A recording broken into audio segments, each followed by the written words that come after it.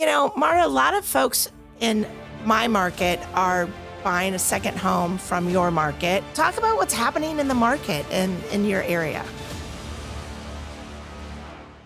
Welcome back to Really Mary. Super excited to have a very dear friend of mine, Marta Jackson. I always want to call her Marta Falzer because we were sorority sisters, believe it or not, in a geeky engineering school.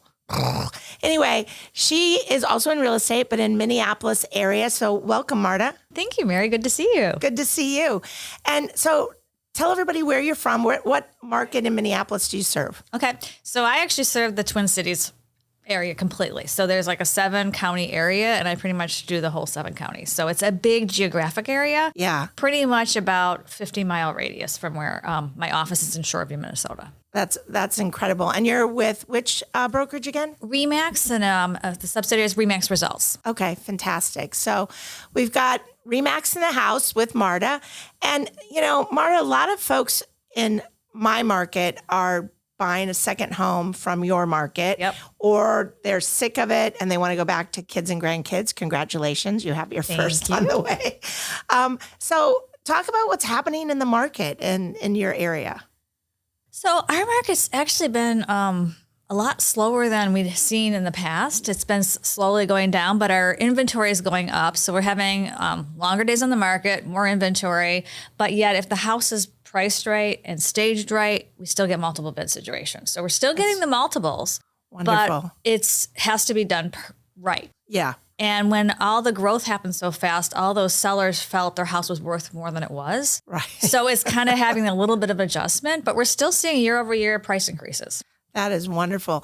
It's funny because you could be sitting in Marco Island, Southwest Florida, saying that because, we saw that great astronomical growth and then people got used to it.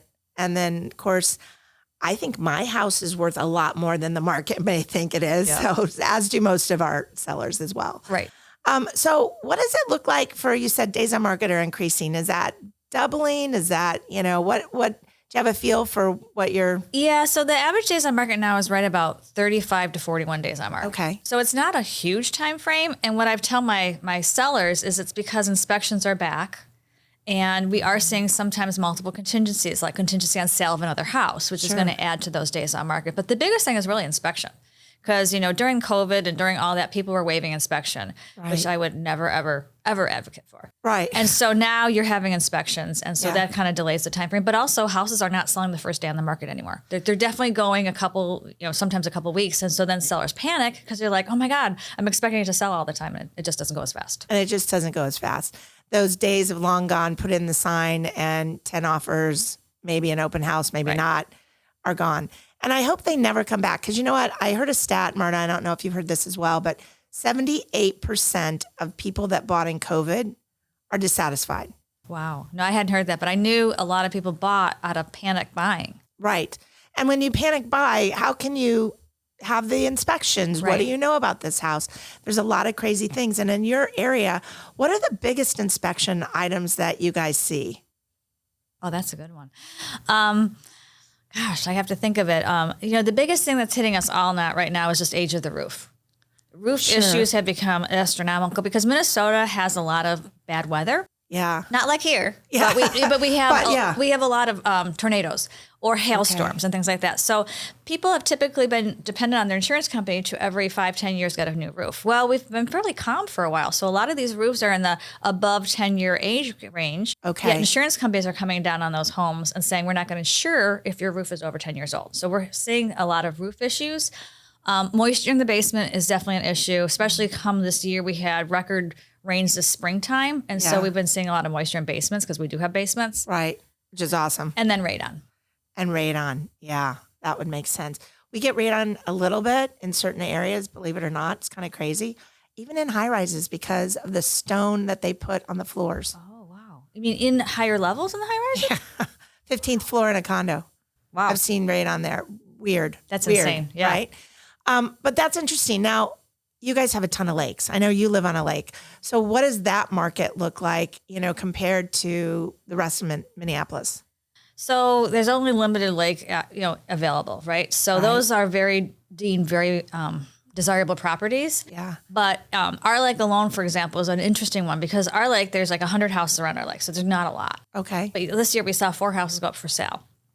And the sellers all thought their house was worth way more than what the market was saying they were worth. And so it's shocking. It was shocking because usually though on our lake, if a house goes up, it's sold immediately.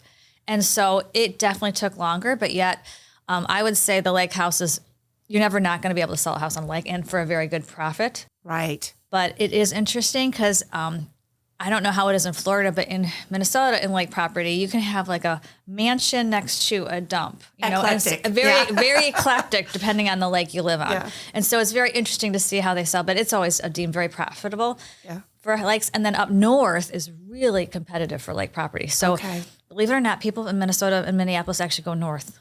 I do believe that. My husband, Joe, goes to Canada, which is on the other side, which every time he goes, he's like freezing. Yeah. And in the middle of summer. Right. So I go figure. I know when I moved there and people went north on 35, I go, where are they going north? He goes, oh, they all go to Lake. I'm like, aren't we as north as you want to be? I didn't think it was going any farther north. Yeah. Oh, that's awesome. Well, if you are looking to buy or sell in the Minneapolis area, you are going to have to call. We're going to put her information below. Marta Jackson with RE/MAX. She can help you anywhere in that Minneapolis area.